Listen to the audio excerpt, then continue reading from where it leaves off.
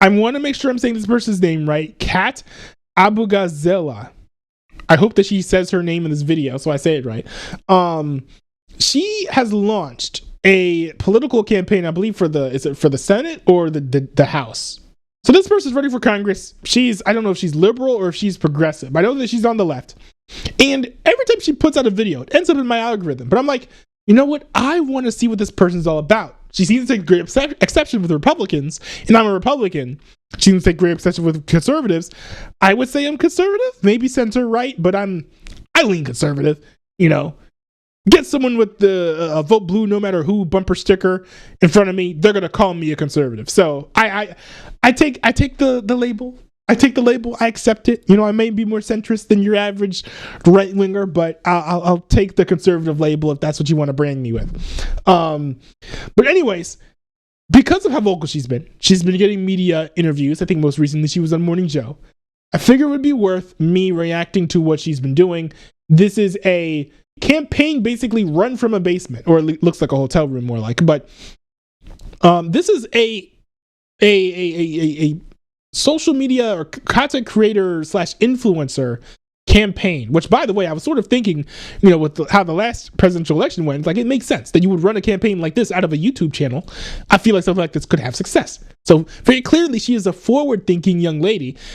Maybe she has what it takes to actually be successful as a politician. Be very interesting to see. But yeah, let me see what she has to say here, because her titles have been provocative in a certain direction. But of course, it's unfair to judge someone based on their clickbait titles. Maybe it's not even clickbait. I want to hear what she has to say. So this is the first video that she made sort of in this series of videos talking about getting into politics. It wasn't until the video after this where she said, hey, I'm going to join politics. But anyways, this has sort of been the setup for her campaign, if you catch my drift. It hasn't even been 2 months, and most Democrats are ready to cede control to Trump. I mean, don't get me wrong, they've had some great ideas. Giving up, playing dead, getting mad at their constituents. But it's not over yet, because Democrats have one last... The Democrats have been the ones who have lost them every single election that they've lost in recent history. The whole Democratic leadership is why they have not been successful. They've even had good candidates that they have chopped off at the knees because they weren't moderate enough, or they weren't establishment enough, or it was somebody else's turn, right? She is completely right to blame the leadership here. Last strategy, abandoning their entire base. On Sunday, Politico released this article about a Democratic retreat in Loudoun County, Virginia. What is the Democratic base? The Democratic base is eroding.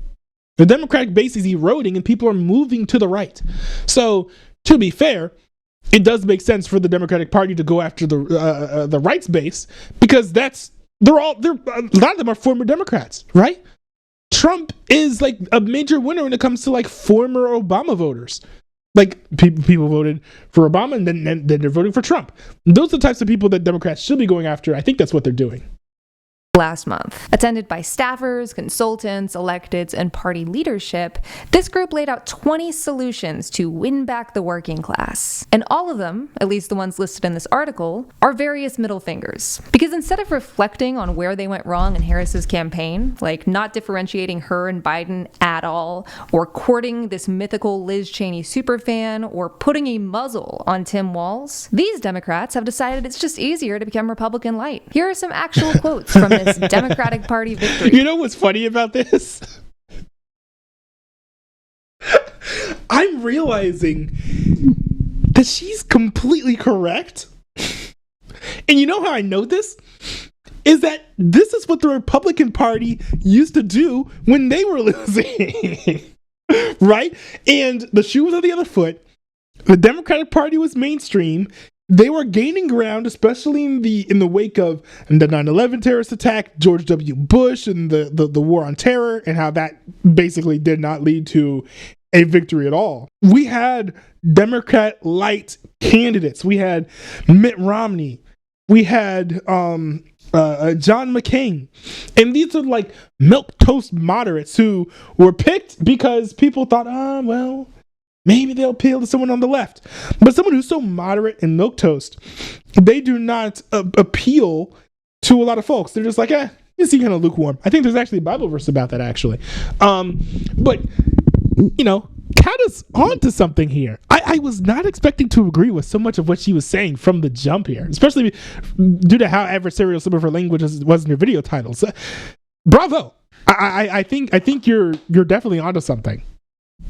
Plan. Democrats should ban far-left candidate questionnaires and refuse to participate in forums that create ideological purity tests. I hate this. There's this new trend, and it's not just on the left, because it's on the right too, where it's just like, stop listening to your constituents. I hate this. Like, you've got town halls with local government officials that are being canceled because they don't want to answer tough questions. Well, I'm sorry. Answer tough questions, I think, is how you get respect from your constituents. And also, the people with the courage to do that tend to be ones who are the most victorious. Donald Trump answered a lot of tough questions. I mean, he answered them very snarkily. Some of them he didn't answer satisfactorily. But at least he answered them. He went to the lion's den in many occasions. This trend needs to end where state chapters of the Democratic Republican Party are like, hey, stop listening to constituents because things are getting too rowdy and you might get asked some questions that are too difficult for you to answer. This is a pretty obvious dig at an ACLU survey in 2019 given to Democratic primary candidates. Republicans exploited it for culture war reasons. I do think that survey was unnecessary and weirdly worded, especially for a primary, but I'm not sure it's like the main thing we should be focusing on. Also, this point raises a lot more questions than answers. What counts as far left? In this case, would it be the ACLU? Why do you need to control or... I mean, it's very clear that would be progressivism.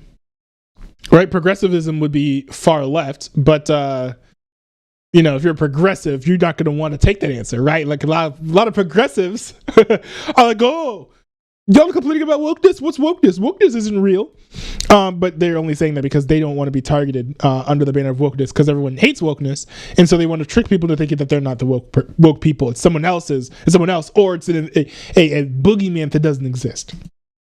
Ban these institutions. And like, how often is this an issue? Are you spending all of your time doing ideological purity tests? When is the last time you saw your children? Okay, this one's my favorite. Democrats should also move away from the dominance of small dollar donors whose preferences may not align with the broader electorate. Excuse me, what the small dollar donors? You mean the average American who can only spare like $5 to $10 because they're living paycheck to paycheck? Exactly. Look, small dollar donors represent people who can afford to spend small dollars. You know who those people are? Average Americans. Average Americans. Big donors don't represent average Americans. They represent rich people. This whole strategy is backwards. I can see why Kat is up in arms here and trying to take matters into her own hands. I do not blame her at all. If I was a Democrat, her position, I might do the same thing. Is the broader electorate. Also, if you think corporate money and rich people are the answers to small dollar donors, guess what? You're a Republican. Democrats should push back against far-left staffers. I don't know about that. I mean, we've seen what Democratic Party has done with like Act Blue. You know, they get a lot of big donors. Like the idea that like Republicans are the only ones who court rich fat cat money is kind of disingenuous and silly. But maybe it's just ignorant. I don't know. I wouldn't attribute that to malice if I could attribute it to ignorance.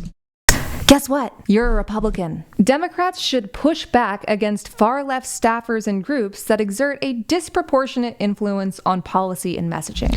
Well, that is true because progressives are a minority. And to be fair, I actually sympathize with the Democratic Party because for too long they have kowtowed and bent the knee to these radical progressives who represent an extreme minority of the views of Americans in general, right? So, for example, like there was the Squad, right? It was supposed to be the future of the Democratic Party, and there were these far left radicals, like 4/5 of them were like members of the anti-BDS movement and stuff. Well, like 1 or 2 of them are left, and that Squad has not grown. So it's like people are a little bit mistaken when they see, movements that sort of push a party in a certain direction and think that it represents the majority of folks there, and therefore chasing folks who support that ideology is a winning strategy. It's not. Once again, what's the far left here? Also, what groups? Okay. This is like hilarious and how pathetic it is. Man. And you know what? So she is ashamed. She is ashamed by the fact that, and what she doesn't want to confront is that people don't like wokeness. People don't like progressivism. People don't like the far left. So she'll do everything that she can to avoid those labels, right? The labels of far left, the labels of progressive. But you know what she won't do? She won't actually leave any of the tenets of that ideology. This is an attempt to run away from the bad branding of progressive values while still retaining the same values that got the progressive movement such a bad brand in the first place. Right? Which, it's fair enough to say that woke is a pejorative, but it's also descriptive of referring to people who have progressive social values. And so she's like, oh, who's the far left? I think it's you. Because only progressives are asking, who is the far left? This amorphous group floating in the wind, invisible to the sight of those with eyes to see. Like, no, progressivism is wokeness. Progressivism is far left. That phrase is vague on purpose, but here's It's not vague. What are you doing? What are you doing? Secret. Behind closed doors, a lot of powerful Democrats and donors refer to the millions of diverse, complex lives that make up our country as the groups. And if that feels dehumanizing, that's because it is. Also, if you think transgender people or Muslims or disabled people had disproportionate influence over the last election, nope. I'd ask how they feel about that. Candidates should get out of the That's not true because, it was all like leadership in the DNC.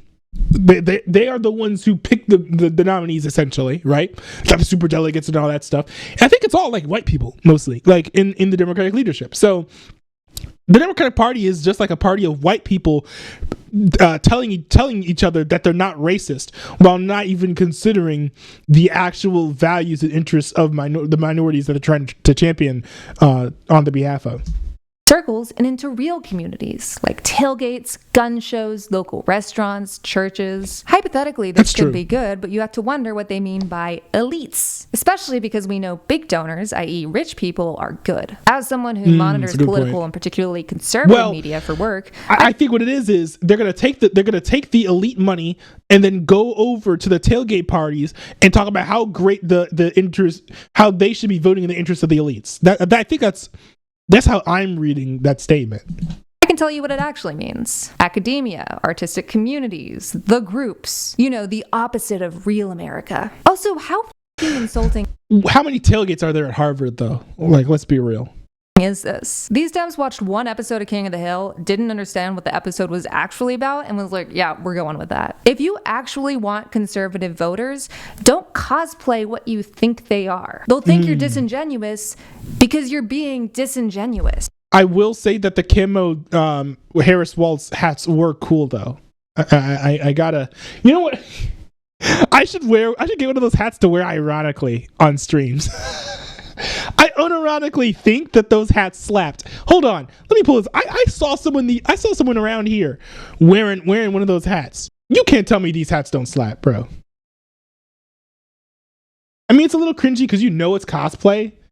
Like, I think the type of person that I saw wearing this hat is more likely to be sipping lattes and espressos at Starbucks than ever even set foot inside the woods. But I still think that the hat goes.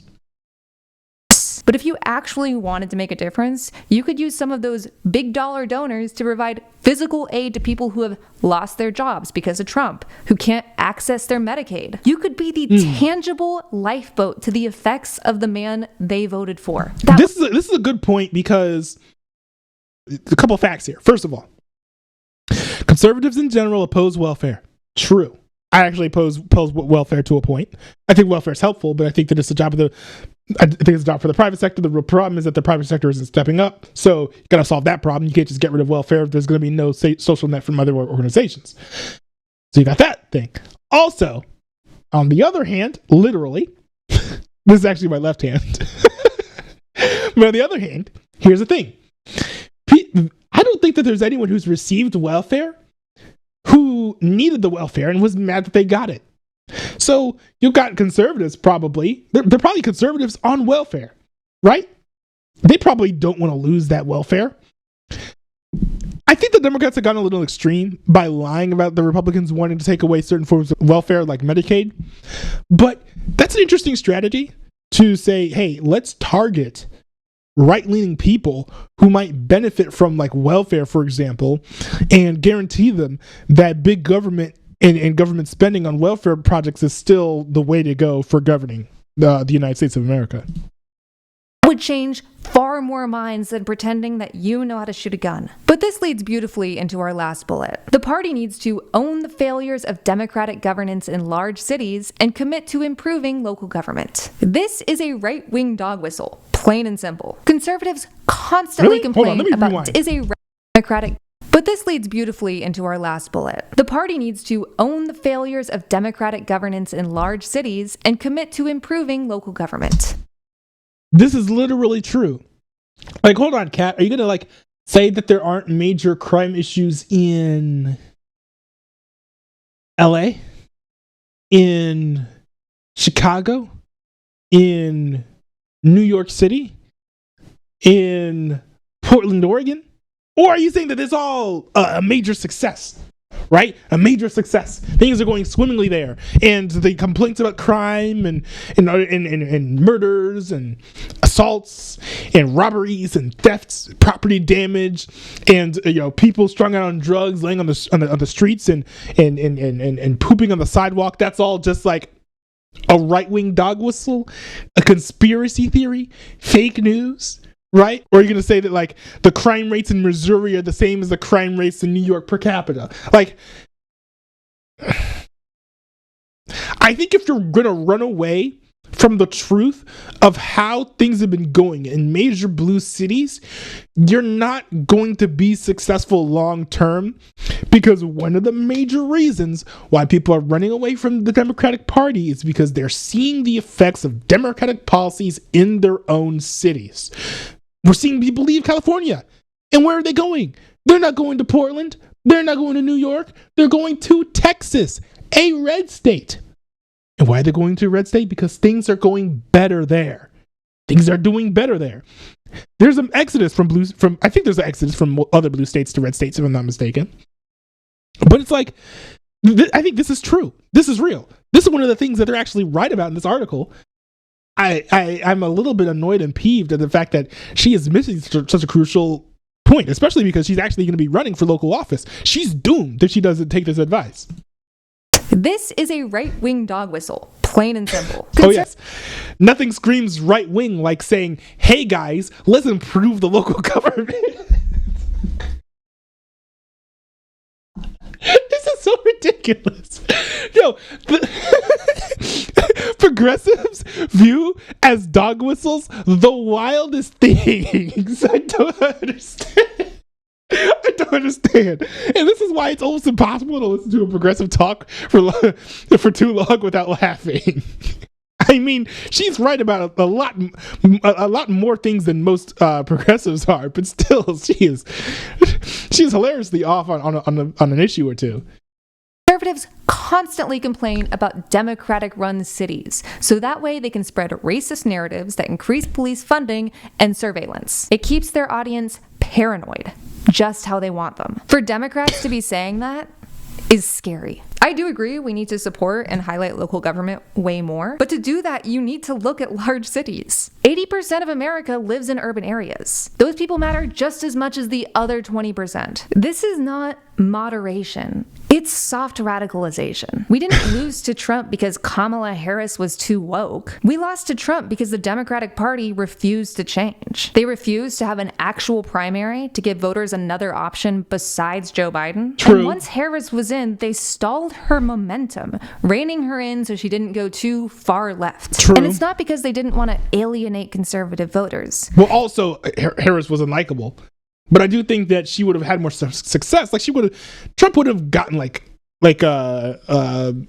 many electoral college votes did he get? Like over 300? He wouldn't have gotten over 300 electoral college votes if Harris was allowed to be more genuine in her actual political positions. Reining her in so she didn't go too far left. And it's not because they didn't want to alienate conservative voters. It's because they didn't want those goals, those far left ideas, to happen. Most progressive policies are wildly popular if you don't market them like an idiot. For example, the vast majority of Americans would love for their tax dollars to pay for the doctor. The vast majority of Americans want more than a month off when they have a baby and to be able to afford childcare when they go back to work. They want their tax. And this used to be the golden ticket for the Democratic Party.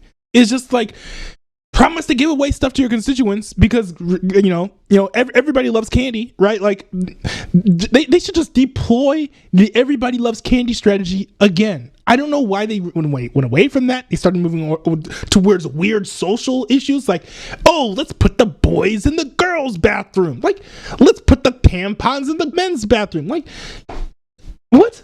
This is not the type of thing that the majority of Americans actually care about and are looking for out of their politicians. No, it's like, I want it to be easier to live, right? And so the right has responded to some of those things by saying like, hey guys, you know what? Let's lower taxes. Let's get rid of some regulations that give companies more leeway to operate in the way that they want, allowing them to make the products that they want in an easier way, which can help them lower their prices and all that stuff. Let's increase oil production and energy production so that energy is in more abundance, so that energy prices can be lowered. And then, of course, the cost of transportation is lowered, and therefore that lowers the cost of goods. Republicans have answers to quality of life questions.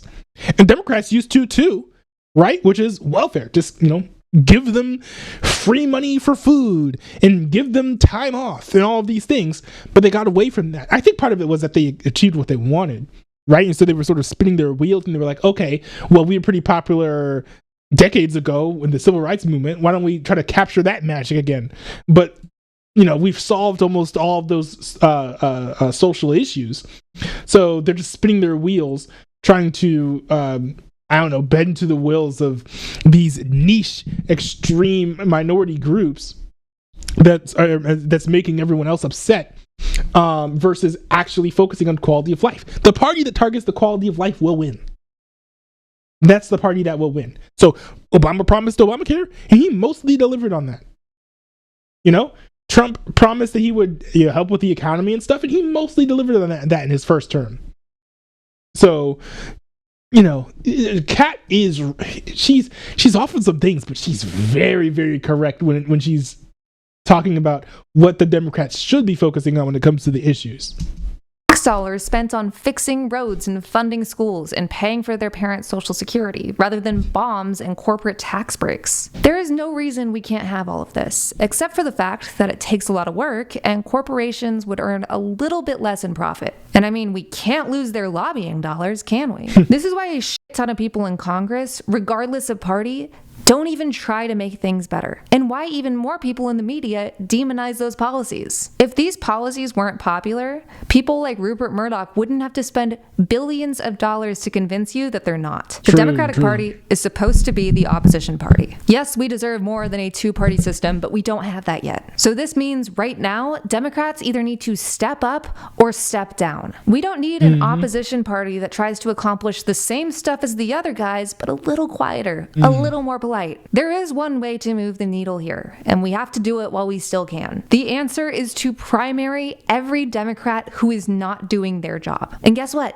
You can do it. You'll either win, and then you can run in the general election and try to make your vision reality in Congress, or you lose. And that sucks.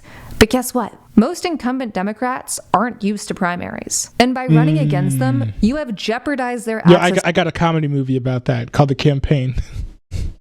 to power, which is the only thing the vast majority of Congress cares about. They should be using their platforms, their voices, their physical bodies to try to stop Trump's agenda, or at least slow it down wherever possible. They should talk to voters every single day, not abandon them. And they should publicly distance themselves from any colleagues that are willing to collaborate with Trump. Because if you're spending your time doing shit like this, you should probably join the other side. I heard they love opportunistic grifters. You know what? I actually just had an idea. Let me look this up.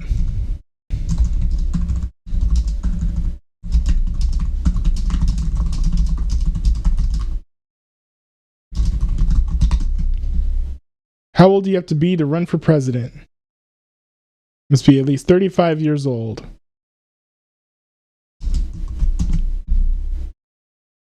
How old is Kat Abughazaleh? Oh, she's only 26. No, hold on. How old is what's the guy? What's the white dude who got booted from the Democratic Party? David Hogg. How old is David Hogg? No, he's not. He's not old enough either. Dang. Because I just had like a light bulb moment where I was like, I would not want to be under their leadership or regime, but like, I politically ship them. Kat Abughazaleh and David Hogg, like, I think they could really be a political power couple. I should not be using language like this, but I think that putting them both on a political ticket, I think that you got to put Kat on the top and David on the bottom. But I think if you put Kat on the top of the ticket, have her be the president of the United States, David Hogg as the VP, I think that sells with a lot of progressives. Now, of course, you've got the issue where a lot of people who are on the left are actually older. And when you start going younger and younger and younger in demographics, then you start skewing more and more to the right. So the views of people like Kat are going to become politically irrelevant in 10 to 15 years, which is ironically around the time when they'd be eligible to run for president. But it's like, in this time right now, the Democrats really would be given a Christmas gift if they had her running for president with David Hogg, because she has the right answers at the right time for the Democratic Party. It's kind of unfortunate that they're neither of them are old enough to be president of the United States. But you know what? This is interesting. I don't like progressivism. I'm not a leftist, but I do have to admit something, which is that what we have now, especially when it comes to how popular conservatism is right now, and right wing politics and right wing ideologies are, you know, how popular Donald Trump is, right? He did win over 300 electoral college votes after all, and I think that he almost got like 50% of the popular vote. I have to admit this: the Republican Party is getting lazy, in large part because of the cult that is MAGA, which basically is like, oh, anything that Trump says goes. And so I think that the right has sort of stopped thinking about what policies they're doing, and they're just like going along with whatever Trump is pushing and supports. And so what that's going to mean is they're going to stop listening to constituents and caring about what their voters actually are thinking about and want and care about. I think Trump already showed that he is sort of out of touch with the Republican base when it comes to stuff like, you know, pushing folks like Dr. Oz to run against David Fetterman when there was a more right-leaning candidate in that district, and then Dr. Oz ended up losing. Trying to ram in a provision for eliminating the debt ceiling altogether in a previous government spending bill. Stuff like that it shows that he's out of touch with mainstream conservatism. And someone like Kat is the type of person who is like, okay, how do we get in touch with people? Let's focus on the things that people like. Free candy. Let's do that as a political policy. And when you do that, of course, and the Democratic Party gets stronger, that forces Republicans to be like, oh, hold on, wait a second. We need to actually start focusing on our constituents. We need to listen to the people who are under us and what they care about. So I hope that there are people listening to Kat, because by the time that she's old enough to run for president, her viewpoints are going to be politically irrelevant.